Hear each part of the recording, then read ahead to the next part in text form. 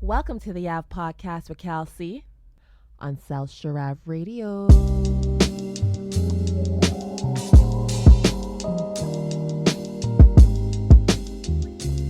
Welcome to the Ave Podcast.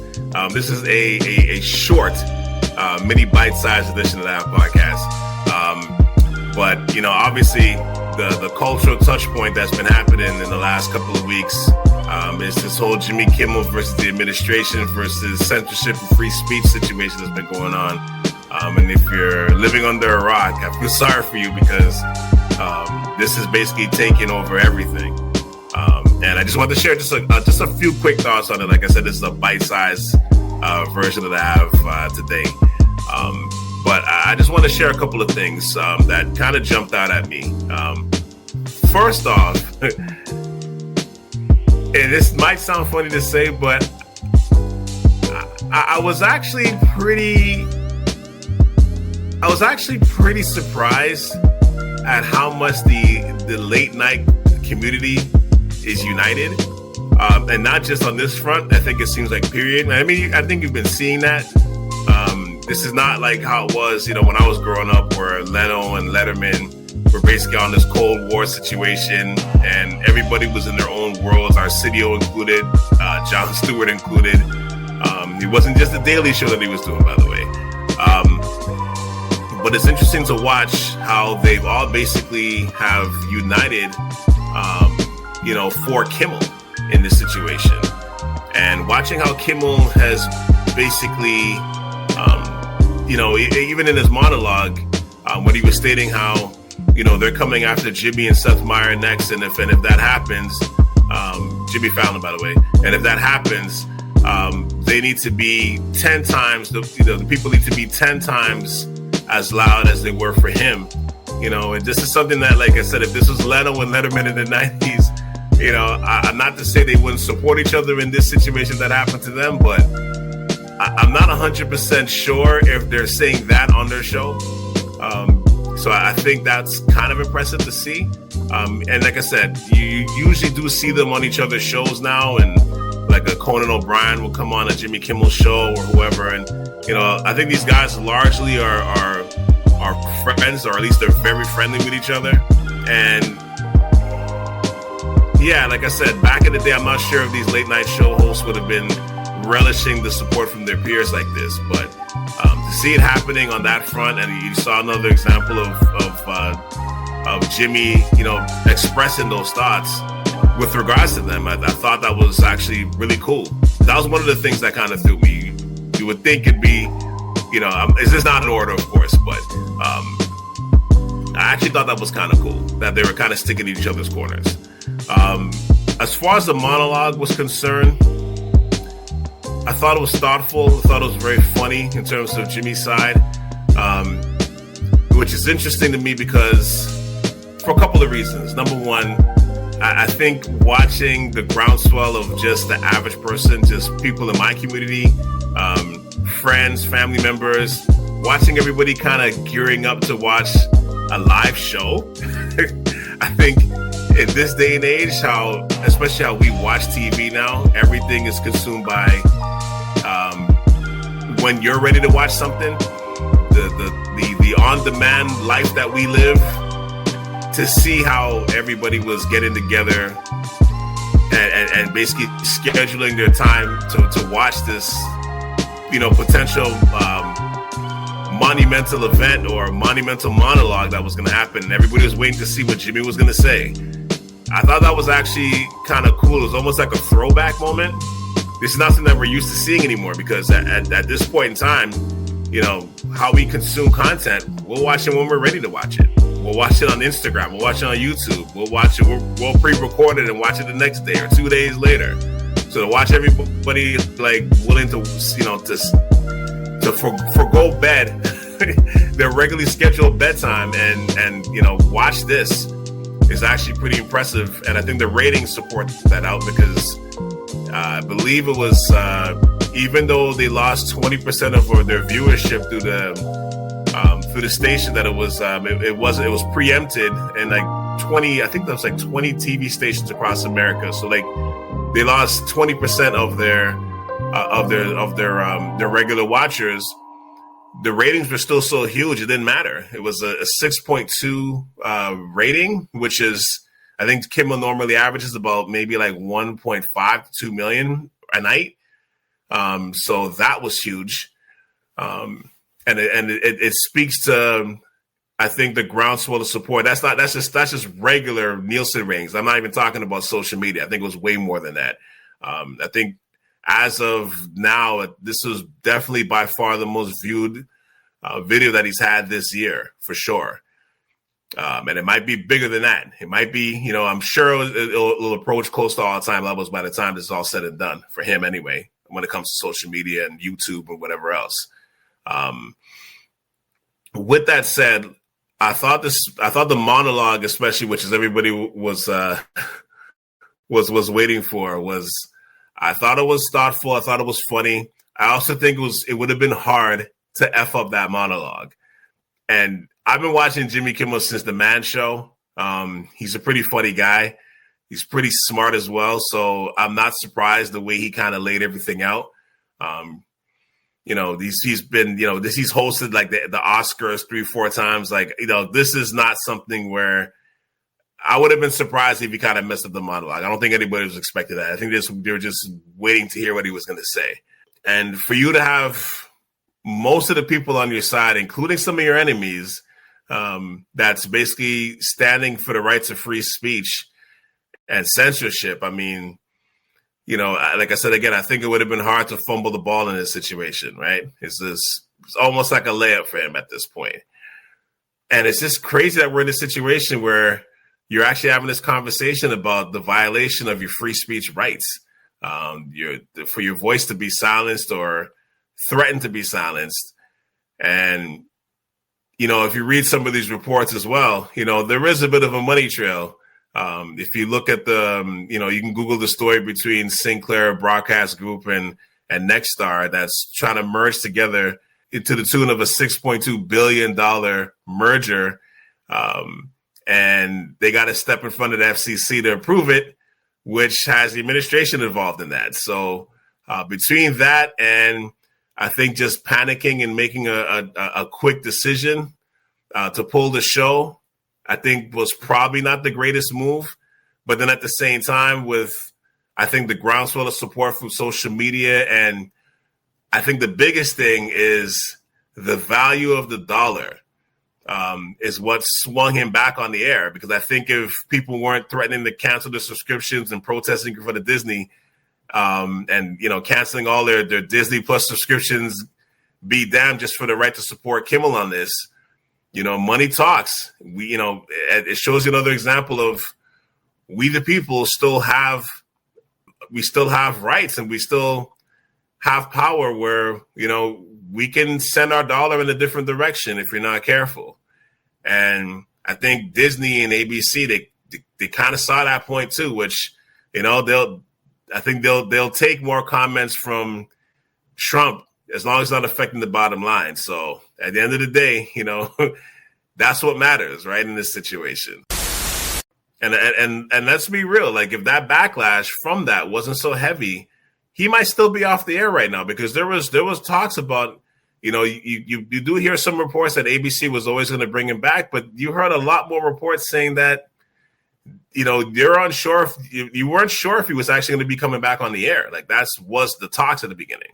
And which is crazy because since he's been on ABC, other than maybe Grey's Anatomy, which is an ensemble cast, he's probably the most consistent face in person on that network.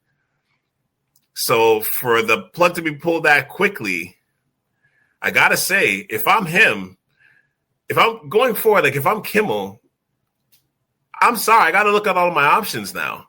After being with this company for 2+ decades, since 2002, and to have the rug pulled out from you that fast over, comments that I think largely people were kind of confused as to what did he actually say that got him taken off the air to that degree. And like I said before, I think it was deeper than just his comments. Like I said, if I'm him, I got to weigh out all my options now. Like late night TV does not have the same effect as it did 20 to 30 years ago. They kind of, all the numbers kind of lay that out. The late night genre, that construct is based on my demographic and upwards. The younger generation isn't really consuming late night TV in that manner in the same way in front of their TV. They're catching it on highlights on YouTube and TikTok, and clips on Instagram or wherever they get their social media, right? It's not being consumed the same way. So it doesn't have the same effect that it once did. They don't have the same attachments to this particular genre. But if I'm Kimmel, I have to now look at my value, my power right now, because clearly with all the support that's happened, I do have it. And he's earned the value of ownership. At this stage, what do you do with those options? Do you build out your own media network where maybe you're not in front of a camera 5 days a week? Do you take a much needed break and just relax your mind and your body and spend time with your family? Do you go the route of maybe because of, all of this confusion and mess, do you just go to the streaming route and maybe, go behind the paywall subscription route and, go on Disney Plus and just say what you want to say going forward without the threat of the FCC coming after you? And you hope he doesn't go that route, because obviously at the end of the day, you if you want to come off of a main television network and go the streaming route, you want that decision to be your decision. You don't want to be pushed into that decision. There's a difference.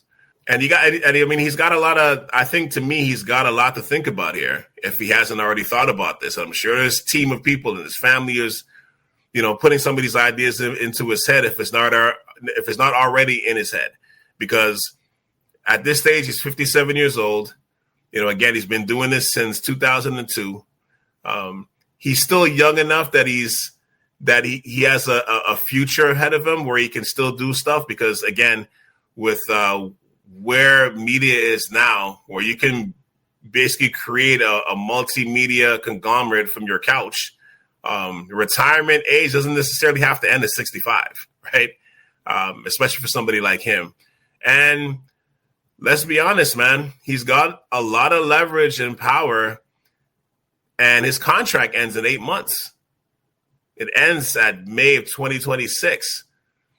So at this stage, as long as the ratings are holding up, and if there's a residual effect of this boost that's happening from now, if it can carry into May and you're still on people's minds by then, if it can hold up until then, Kimmel will never have as much power and leverage as he does right now. And if he can hold that attention, he'll never have that much power again in May when his contract is up. Again, does he stay with NBC? Do they have to double up on the money? I mean, he's got a lot to think about, but the way that the rug got pulled up from underneath him, if I'm him, I'm, like I said again, I got to rethink all of this. And it's not just at this stage now, because I've been doing it for so long, it's not necessarily the money at this point that I'm looking at, because what happened here can never happen again. If I'm Jimmy Kimmel, it could never happen again to me. Where are we going with censorship?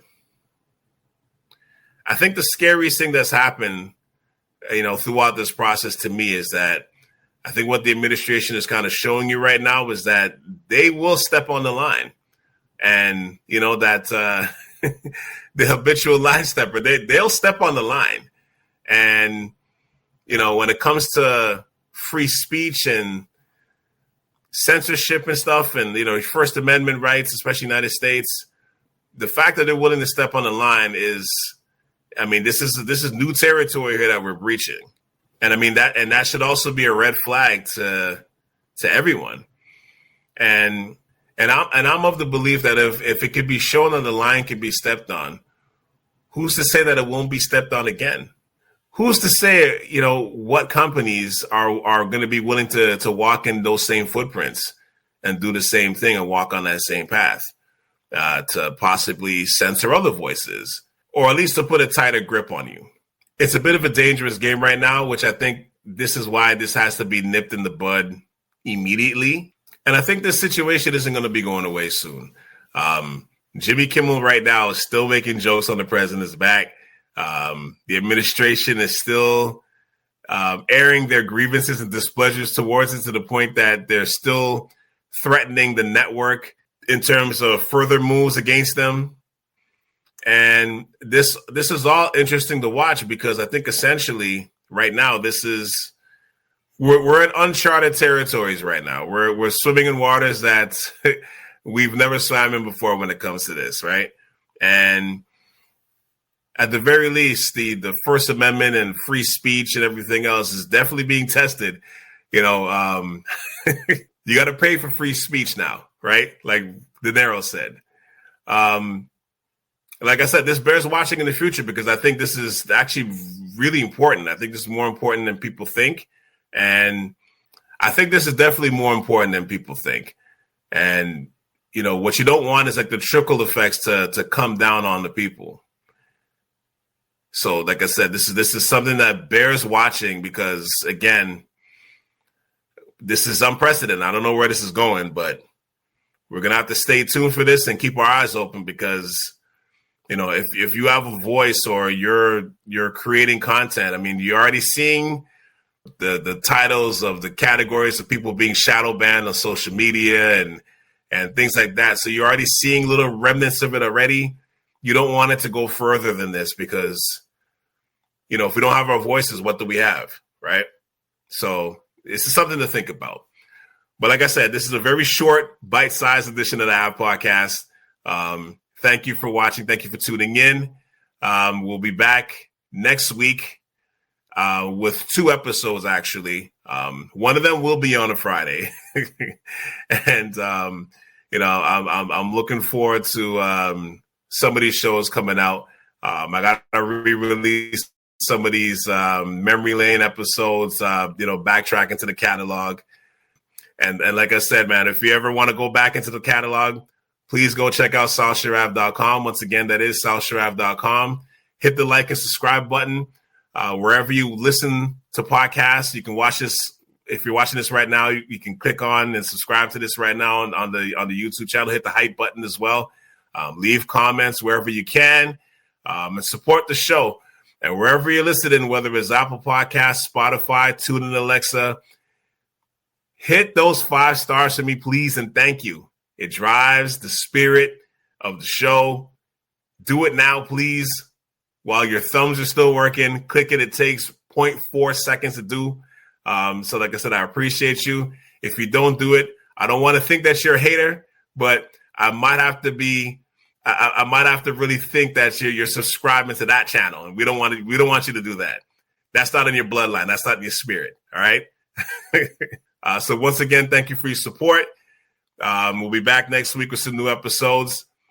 For Cal C, this is the Ave Podcast on South Shore Ave Radio. Until next week, we out. Peace out.